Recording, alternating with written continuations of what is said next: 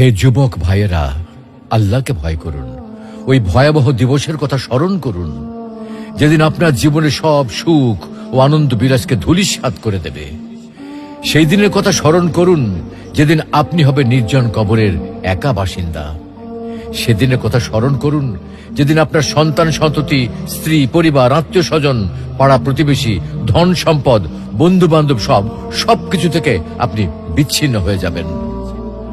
কবরের সংকীর্ণতা ও ঘুটঘুটে অন্ধকারের কথা কি আপনার একবারও মনে পড়ে না?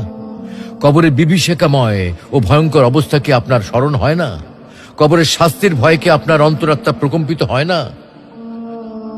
মুনকার নাকির ফেরেশতার দয় প্রশ্নের সঠিক জবাব কি আপনি দিতে পারবেন? একথা একবারও কি ভেবেছেন? অনুরূপভাবে কবরের অপুরন্ত সুখ ও অনাবিল শান্তির কথা কখনো কি আপনার হৃদয় পটে জাগ্রত হয় না? তাই বলছি, হে যুবক ভাইয়েরা, আর দেরি না করে দ্রুত ছুটে আসুন মহান আল্লাহ রাব্বুল আলামিনের বিশাল ক্ষমার দিকে, মহান আল্লাহ রাব্বুল আলামিনের রহমতের দিকে, মহান আল্লাহ রাব্বুল আলামিনের অনুগ্রহের দিকে।